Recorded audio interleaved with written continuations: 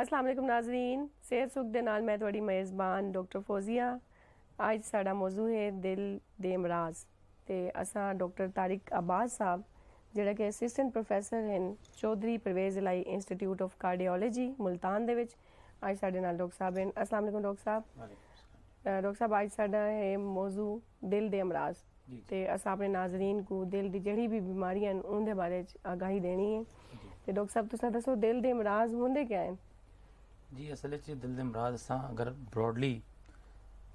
उन्होंने तकसीम करिए तो दो हिस्से एक वो मराज ने जोड़े बचपन होंगे दूसरे वो मराज ने जोड़े बड़ी उम्र के यानी 35-40 साल की उम्र तो बाद शुरू होंगे जोड़े बचपन के अमराज हैं उन्होंने भी दो किस्म ने। एक किस्म वो है जी मौरूसी हैं पैदाइशी जोड़े अमराज हैं उन्होंने तो मेनली अस आखते हैं कि वो या तो दिल के सुराख होंगे या दिल की जोड़े मेन नालियां हैं उन्हों का जोड़ा है बहाव खून का वह गलत थी वेंदे। तो दूसरी अहम चीज़ जी साढ़े मुल्क वास्ते बड़ी अहम है वो ये कि बचपन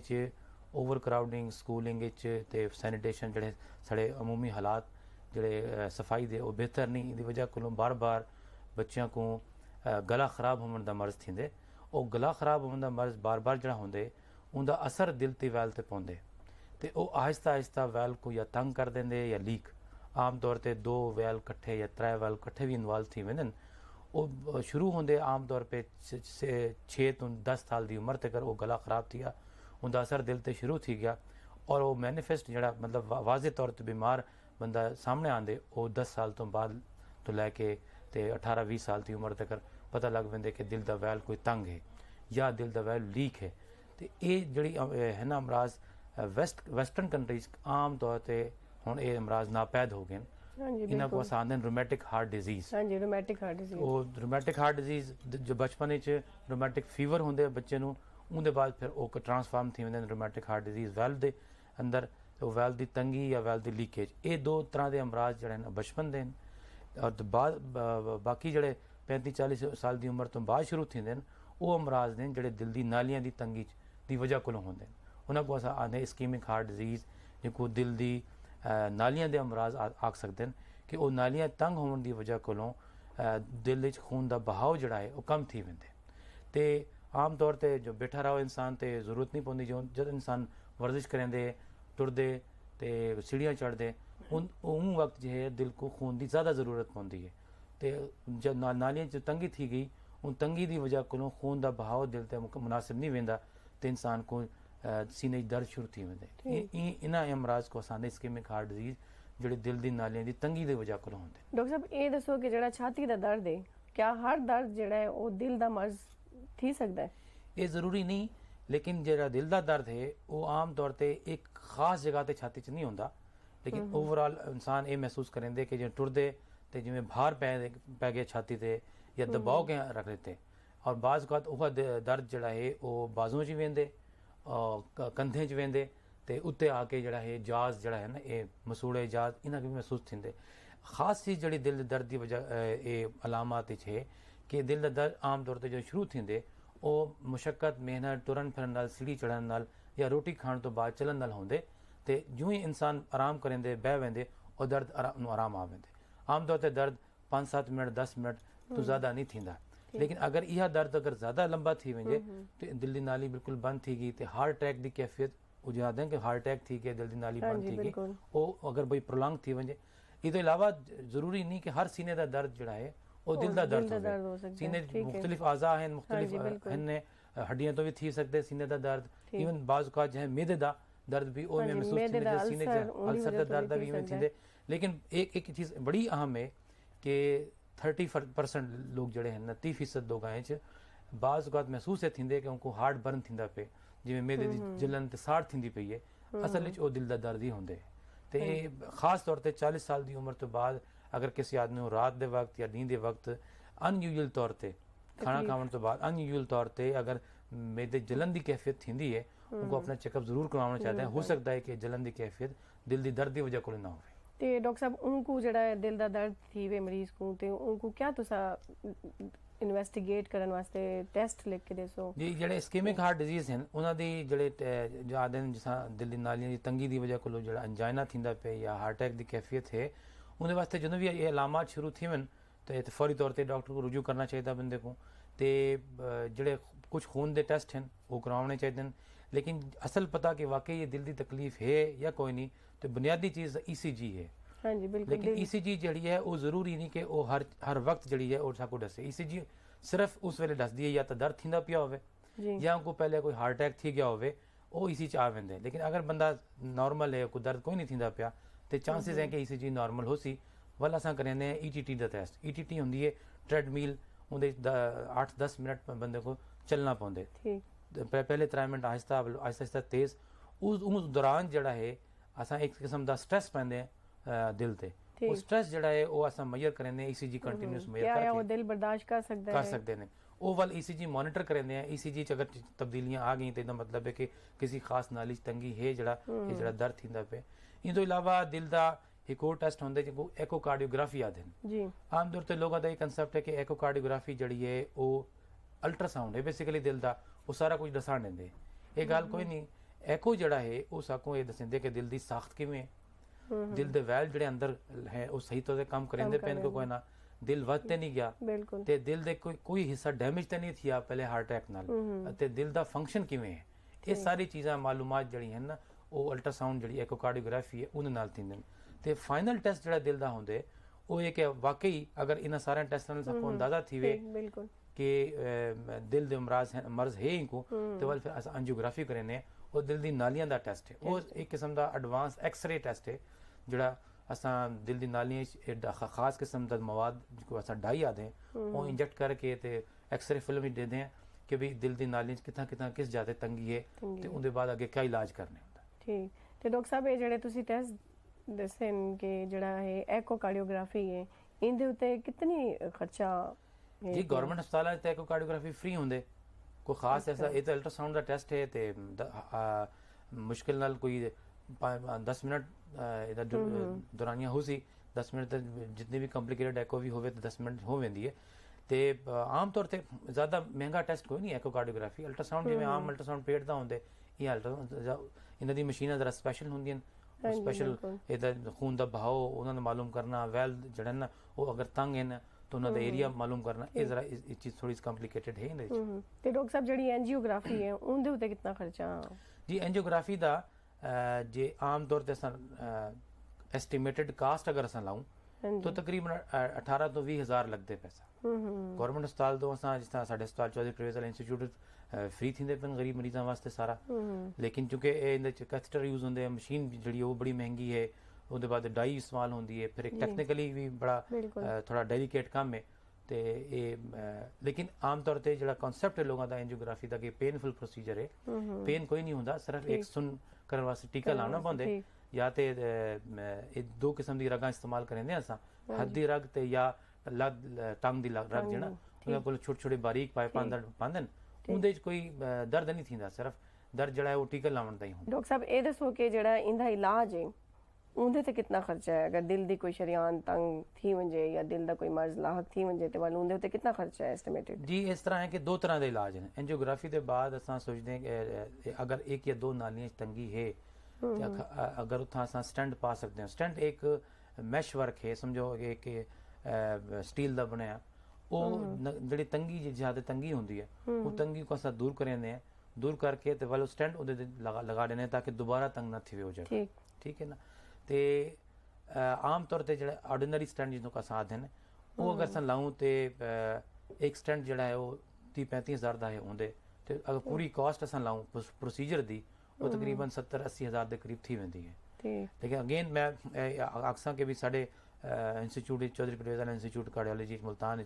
काफ़ी सारे मरीजों को 99% लोगों को तकरीबन एक फ्री इलाज देता है। दूसरा इलाज ये है कि अगर 3 या 4 नाली तंगी है या मेन नाली जड़ी है वो तंग है तो फिर बाईपास ऑपरेशन का सोचते हैं। तो बाईपास ऑपरेशन जड़ा है वो इवें बाईपास है जिस तरह आम सोचते हैं कि कहीं जाते सड़क रश है तो उन बाईपास लगे वजो इवें वो जड़ी जगह तंगी वाली जगह है उनको बाईपास करके एक नवी नाली जड़ी है वो बड़ी नाली तो ताकि खून की रवानी थी वजे। वो बाईपास दा भी खर्चा जड़ा है वो आम तौर पर एक बाईपास ऑपरेशन ते चाहे हुकूमत खर्च करे चाहे इंसान खुद बंदा मरीज़ अपना खुद करे तकरीबन 1,80,000 तो 2 लाख रुपए खर्च थींदे ठीक लेकिन ਉਹ ਇਹ ਸਾਡੇ ਇੰਸਟੀਚਿਊਟ ਉਹ ਵੀ ਕਾਫੀ ਹੱਦ ਤੱਕ ਫ੍ਰੀ ਥੀਂਦੇ ਪੈਣ ਬਾਈਪਾਸ ਉਹ ਆਪਰੇਸ਼ਨ ਤੋਂ ਇਲਾਵਾ ਡਾਕਟਰ ਸਾਹਿਬ ਜਿਹੜੇ ਵੈਲਵ ਦੇ ਆਪਰੇਸ਼ਨ ਹਨ ਉਹਦੇ ਬਾਰੇ ਤੁਸੀਂ ਕੋਈ ਜੀ ਬਿਲਕੁਲ ਇਹ ਤੀਸਰਾ ਜਿਹੜਾ ਆਪਰੇਸ਼ਨ ਥੀਂਦੇ ਨੇ ਉਹ ਵੈਲਵ ਕਿਸ ਦੇ ਆਪਰੇਸ਼ਨ ਹਨ ਉਹ ਮੈਂ ਪਹਿਲੇ ਅਰਜ਼ ਕੀਤਾ ਹੀ ਕਿ ਵੀ ਬਚਪਨ ਵਿੱਚ ਜਿਹੜਾ ਰੋਮੈਟਿਕ ਫੀਵਰ ਨਾਲ ਹਾਂਜੀ ਵੈਲਵ ਜਿਹੜੇ ਤੰਗ ਥੀ ਗਏ ਉਹਨਾਂ ਦਾ ਵੀ ਇਲਾਜ ਇਸੇ ਤਰ੍ਹਾਂ ਹੈ ਕਿ ਜਾਂ ਤਾਂ ਉਹ ਵੈਲਵ को बदलना पौंदे ठीक या उनको रिपेयर करना पौंदे ये दोनों सूरतां सर्जरी होंदी है वैल्व सर्जरी रिपेयर जो है वो पुराना उन्होंने तो अपना वैल्व उनको ठीक कर देंगे डॉक्टर लेकिन अगर बदलना पवे तो मैटेलिक वैल्व पा देंगे उनके अंदर वो भी सर्जरी है ਉਹਦਾ ਐਸਟੀਮੇਟਡ ਕਾਸਟ ਵੀ ਤਕਰੀਬਨ 2.5 ਲੱਖ ਦੇ ਕਰੀਬ ਹੈ ਉਹਨਾਂ ਤੇ ਡਾਕਟਰ ਸਾਹਿਬ ਉਹ ਗਰੀਬਾਂ ਵਾਸਤੇ ਕੋਈ ਉਹਦੇ ਵਿੱਚ ਵੀ ਹੈ ਜੀ ਅਲਹਮਦੁਲਿਲਾ ਇਹ ਇੰਸਟੀਚਿਊਟ ਬਣਾਉਣ ਨਾਲ ਇਹ ਬੜਾ ਫਾਇਦਾ ਸਾਡੇ ਇਲਾਕੇ ਦੇ ਲੋਕਾਂ ਨੂੰ ਹੈ ਕਿ ਹਾਲੇ ਤੱਕ ਅਸਾਂ तकरीबन 1,000-1,500 ਤੋਂ ਜ਼ਿਆਦਾ ਆਪਰੇਸ਼ਨ ਕਰ ਚੁੱਕੇ ਹਨ ਤਕਰੀਬਨ 2 ਸਾਲ ਦਾ ਅਰਸੇ ਚ ਤੇ ਐਂਜੀਓਗ੍ਰਾਫੀ ਅਗਰ ਤੁਸੀਂ ਲਾਓ ਤਾਂ 6,000 ਤੋਂ ਤਕਰੀਬਨ ਜ਼ਿਆਦਾ ਐਂਜੀਓਗ੍ਰਾਫੀਆਂ ਸੇ ਪਿਛਲੇ ਸਾਲ ਕੀਤੀਆਂ 1,000 ਤੋਂ ਜ਼ਿਆਦਾ ਐਂਜੀਓਪਲਾਸਟੀਆਂ ਸੇ ਕੀਤੀਆਂ ਜਿਹੜੇ ਸਟੈਂਟ ਪਾਏ ਇਹ ਸਾਰੇ ਤਕਰੀਬਨ 95% ਲੋਕਾਂ ਕੋਲ ਫ੍ਰੀ ਮੁਹੱਈਆ ਥੀਆਂ ਡਾਕਟਰ ਸਾਹਿਬ ਤੁਸੀਂ ਇਹ ਦੱਸੋ ਕਿ ਹਾਈਪਰਟੈਂਸ਼ਨ ਕੀ ਹੈ ਤੇ ਵਲ ਇਹਦੇ ਵਿੱਚ ਕੀ ਵਜੂਹਾਤ ਹਨ ਜਿੰਦੀ ਵਜ੍ਹਾ ਤੋਂ ਹਾਈਪਰਟੈਂਸ਼ਨ ਜਿਹੜੀ ਹੈ ਉਹ ਮਰੀਜ਼ਾਂ ਵਿੱਚ ਡਿਵੈਲਪ ਥੀ ਸਕਦੀ ਹੈ ਜੀ ਜੀ ਹਾਈਪਰਟੈਂਸ਼ਨ ਜਿਹੜਾ ਹੈ ਨਾ ਆਮ ਤੌਰ ਤੇ ਜਿਹੜਾ ਕਨਸੈਪਟ ਹੈ ਕਿ ਜੀ ਬਲੱਡ ਹਾਈ ਥੀ ਗਏ ਇਹ ਦੋ ਤਰ੍ਹਾਂ ਦਾ ਹੈ ਨਾ ਕਿ ਵੀ ਇੱਕ ਉੱਤੇ ਵਾਲਾ ਬਲੱਡ ਹੁੰਦਾ ਇੱਕ ਥੱਲੇ ਵਾਲਾ ਉੱਤੇ ਵਾਲੇ ਕੋ ਸਾਹਦੇ ਸਿਸਟੋਲਿਕ ਬਲੱਡ ਠੀਕ ਬਲੱਡ ਪ੍ਰੈਸ਼ਰ ਤੇ ਥੱਲੇ ਵਾਲਾ ਡਾਇਸਟੋਲਿਕ ਬਲੱਡ ਪ੍ਰੈਸ਼ਰ ਅਗਰ ਕਿਸੇ ਵੀ ਬੰਦੇ ਦਾ ਬਲੱਡ ਪ੍ਰੈਸ਼ਰ ਜਿਹੜਾ ਨਾਰਮਲ ਜਿਹੜਾ ਹੈ ਉਹ 120 ਉੱਤੇ ਵਾਲਾ ਹੋਣਾ ਚਾਹੀਦਾ ਤੇ 80 ਥੱਲੇ ਵਾਲਾ ਹੋਣਾ ਚਾਹੀਦਾ ਜਿਹੜੀ ਰੇਂਜ ਹੈ ਅਪਰ ਲਿਮਿਟ ਉਹ ਸਾਹਦੇ ਕਿ 140 ਉੱਤੇ ਵਾਲੀ ਰੇਂਜ ਹੈ ਤੇ 90 ਥੱਲੇ ਵਾਲੀ ਰੇਂਜ किसी भी बंदे का किसी वक्त अगर ब्लड प्रेशर उत्ते वाला 140 तो ज़्यादा है तो थल्ले वाला ब्लड प्रेशर 90 तो ज़्यादा है तो असा को लेबल करें कि ये ब्लड प्रेशर है मतलब ब्लड प्रेशर का ये है कि खून की नालियां जड़ी जिसम में उन्होंने तनाव बढ़ वेंदे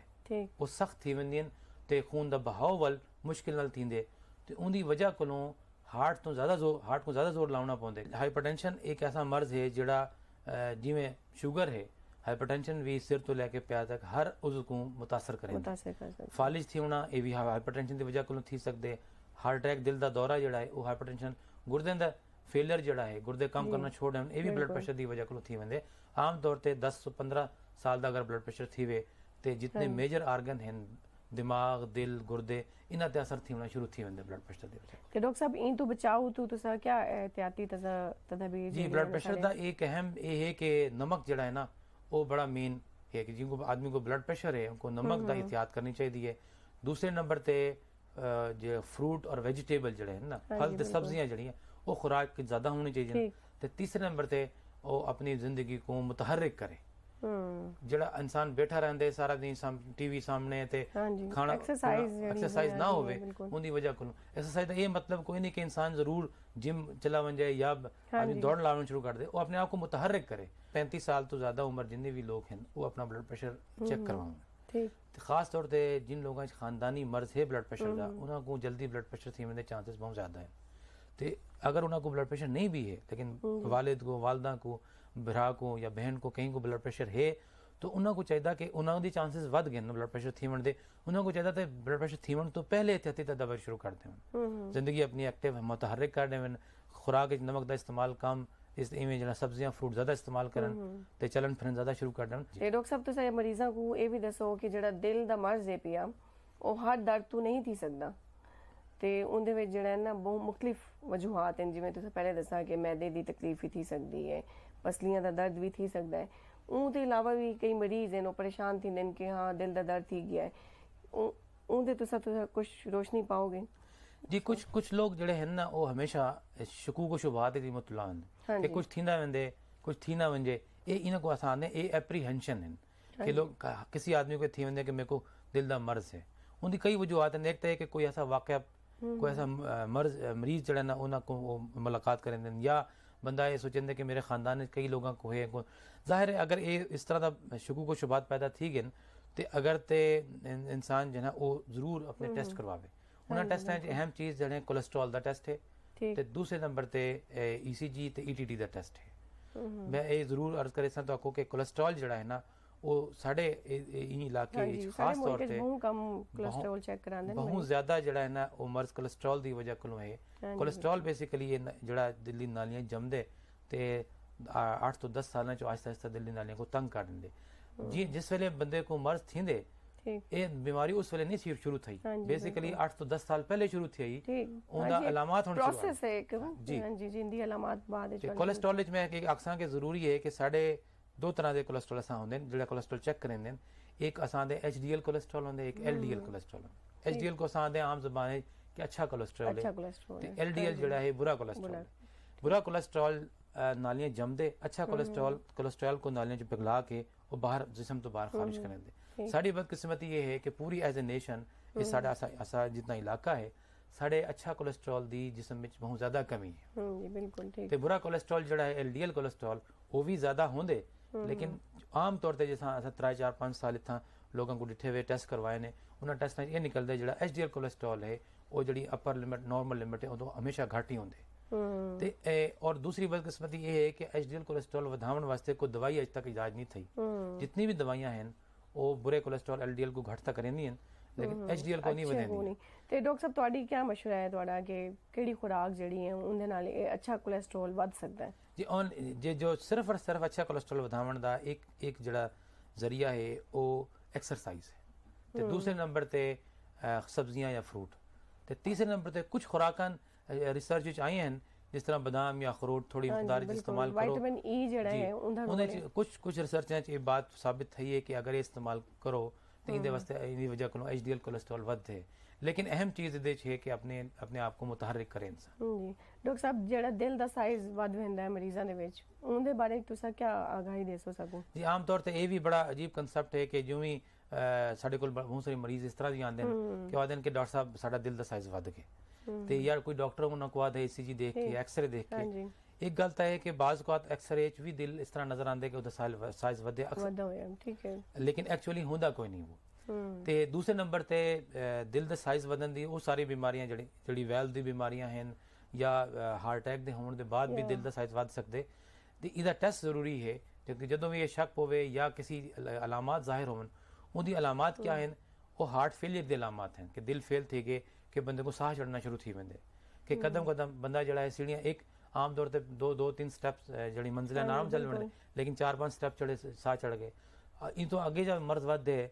हार्ट फेलियर दा उनकी वजह को इंसान को रात को लेटे रात को वो साह चढ़ वेंदे कि इंसान उठते रात को लंबे लंबे साह घेंदे वल सम वेंदे ते ये सारी अलामत ज़ाहिर कर देंदी कि दिल दा पंप जड़ा है ना वो सही तरह काम नहीं करिंदा पिया ते जड़ा पानी है जड़ा खून है वो फेफड़े जम वेंदे ते साह ठीक नहीं आंदा ते जदों को भी जिस बंदे को भी इस तरह दा मर्ज लाग थी वे इस तरह दे अलामत थी बिल्कुल उनको अपना दिल जरूर चेक कराउना चाहिए डॉक्टर साहब ये भी दसो साकू के ਜਿਹੜਾ ਮਰੀਜ਼ ਸਮਝਦੇ ਨੇ ਕਿ ਸਾਡਾ ਆਪਰੇਸ਼ਨ ਥੀ ਗਿਆ ਹੈ ਤੇ ਹੁਣ ਸਾਕੂ ਕੋਈ ਦਿਲ ਦੀ ਬਿਮਾਰੀ ਨਹੀਂ ਹੈ ਤੇ ਦਿਲ ਦੀ ਦਵਾਈਆਂ ਉਹ ਅੱਛਾ ਮਰੀਜ਼ ਖਾਣਾ ਛੱਡ ਦਿੰਦੇ ਨੇ ਤੇ ਡਾਕਟਰ ਸਾਹਿਬ ਉਹਨਾਂ को ਤੁਸੀਂ ਜ਼ਰਾ ਗਾਈਡ ਕਰੋ ਕਿ ਦਵਾਈਆਂ ਜਿਹੜੀਆਂ ਨੇ ਕਿੰਨੀ ਬਾਅਦ ਵਿੱਚ ਆਪਰੇਸ਼ਨ ਤੋਂ ਬਾਅਦ ਜ਼ਰੂਰੀ ਹਨ ਜਾਂ ਨਹੀਂ ਹਨ जी ये बड़ा अच्छा सवाल तुसां कीते असल च इंसान ये सोचते कि शायद ये जड़ा इलाज है ये नाल मैं मुकम्मल सेहतयाब हो गया हाँ जी बिल्कुल हालांकि ये इलाज जड़ा है वो इलाज है सेहतयाबी कोई नहीं मर्ज हाली उथे ही खड़े ठीक दिल दे अंदर है ते जितनी एहतियातां बगैर करना ही पहले करना ही वो तो ज्यादा एहतियात करनी मतलब एक बंदे दा बाईपास थी गए वो उन मुतहम्मल नहीं थी सकता तो दोबारा बाईपास थी मैं हुंदा ते सारी एहतियातां करे सन कोलेस्ट्रॉल अपना कम करे सन वॉक करे सन ते दवाइयां पाबंदी नाल इस्तेमाल करे सन खास तौर ते 3 दवाइयां जड़ी हैं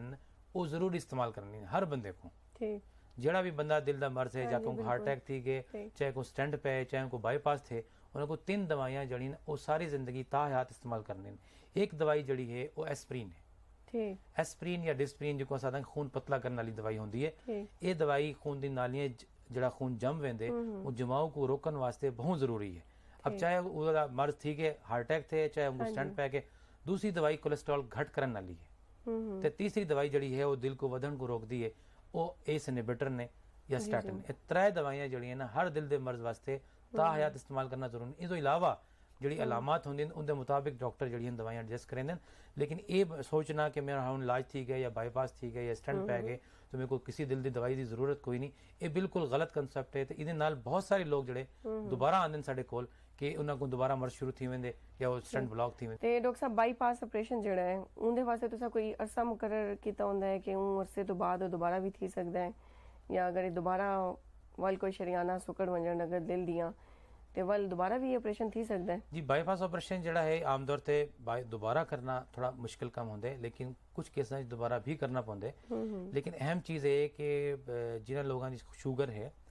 ਉਹਨਾਂ ਕੋਲ ਜ਼ਿਆਦਾ ਚਾਂਸਸ ਹੁੰਦੇ ਨੇ ਕਿ ਬਾਈਪਾਸ ਆਪਰੇਸ਼ਨ ਉਹਨਾਂ ਦਾ ਬਲੌਕ थी वञे ਤੇ ਦੁਬਾਰਾ थीवे। ਅਗਰ ਉਹਨਾਂ ਦੀ ਸ਼ੂਗਰ ਕੰਟਰੋਲ ਕੋਈ ਨਹੀਂ ਜਾਂ ਬਲੱਡ ਪ੍ਰੈਸ਼ਰ ਹੈ, ਬਲੱਡ ਪ੍ਰੈਸ਼ਰ ਕੰਟਰੋਲ ਕੋਈ ਨਹੀਂ ਕੀਤਾ ਜਾਂ ਕੋਲੇਸਟ੍ਰੋਲ ਵੱਧ ਗਏ, ਉਹਨਾਂ ਆਮ ਤੌਰ ਤੇ ਜਿਹੜੇ ਬਾਈਪਾਸ ਇੱਕ ਦਫਾ थी वञे ਤੇ 90% ਲੋਕਾਂ 'ਚ ਬਾਈਪਾਸ ਸਹੀ ਚੱਲਦਾ ਹੈ। लेकिन 10% लोग उन दरमियान इस तरह आवेंदे कि कोई ना कोई नाली वल ब्लॉक थी वेंदी है, तो उनका हल है कि या तो असां उतां स्टेंट पा ॾिने तो नाली जड़ी ब्लॉक थी गई है, तो बहुत कम चांसेस हैं,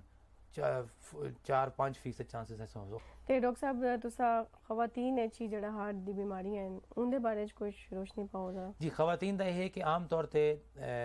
ਇਹ ਸਮਝਿਆ ਜਾਂਦਾ ਹੈ ਕਿ ਖਵਾਤੀਨ ਜਦੋਂ ਤੱਕ ਉਹਨਾਂ ਕੋਲ ਮਾਹਵਾਰੀ ਆਂਦੀ ਹੈ ਉਹ ਦੇ ਕੰਸੀਡਰ ਹੁੰਦੇ ਨੇ ਕਿ ਪ੍ਰੋਟੈਕਟਡ ਹੈ, ਕਿ ਹਾਰਟ ਅਟੈਕ ਦੇ ਚਾਂਸਸ ਕਮ ਹਨ। ਲੇਕਿਨ ਜਦੋਂ ਬਿਮਾਰੀ ਸਟਾਪ ਥੀਂਦੀ ਹੈ ਉਹਦੇ ਬਾਅਦ ਮਰਦਾਂ ਤੇ ਖਵਾਤੀਨ ਦੀ ਜਿਹੜੀ ਸ਼ਰਹ ਹੈ ਉਹ ਤਕਰੀਬਨ ਬਰਾਬਰ ਥੀ वेंदी है। ਤੇ ਡਾਕਟਰ ਸਾਹਿਬ ਜਿਹੜੀ ਹਮਲ ਵਿੱਚ ਖਵਾਤੀਨ ਆਂਦੀਆਂ ਜਿਨ੍ਹਾਂ ਕੋ ਦਿਲ ਦੇ ਅਮਰਾਜ਼ ਥਿੰਦੇ ਨੇ ਤੇ ਉਹਨਾਂ ਵਾਸਤੇ ਤੁਸੀਂ ਕੀ ਇਹਤਿਆਤੀ ਤਦਬੀਰ? ਜੀ ਹਮਲ ਵਿੱਚ ਦੋ ਤਰ੍ਹਾਂ ਦੇ ਮਰਜ਼ ਹੁੰਦੇ ਨੇ। ਇੱਕ ਮਰਜ਼ ਤੇ ਉਹ ਹੈ ਕਿ ਆਲਰੇਡੀ ਕਿਸੇ ਖਾਤੂਨ को दिल दी नाली दिल दे वाल्व जड़े तंग हैं या लीक हैं, पैदाइशी थी सकते हैं, पैदाइशी या बचपन रोमैटिक फीवर थी, रोमैटिक थी, उस तरह दे मर्ज आंदे न ते आम तौर ते पता नहीं थींदा, शादी थी वेंदी है, शादी तो बाद हमल थी गया ਉਹ ਵੱਲ ਨੂੰ ਸਾਹ ਚੜਨ ਸ਼ੁਰੂ ਥੀ वेंदे, ਵੱਲ ਸਾਡੇ ਕੋਲ ਆਂਦੇ ਆਮ ਤੌਰ ਤੇ ਇਹ ਹੈ ਕਿ ਵੈਲਵ ਜਿਹੜੇ ਹਨ ਉਹ ਅਸਾਂ ਦੇਦੇ ਐਕੋ ਕਰਕੇ अगर ते उस काबिल है कि हमल कंटिन्यू कर सकते हैं तो असा कोशिश करेंगे दवाइयां नाल उनके अलामात को कंट्रोल करके ते हमल मुकम्मल थी वजे उनके बाद सोचने कि या तो वैल खोलने या वैल तब्दील करने। दूसरे नंबर दे अमराज जड़े वो ब्लड प्रेशर दे हैं जो बहुत ज़्यादा अहम हैं,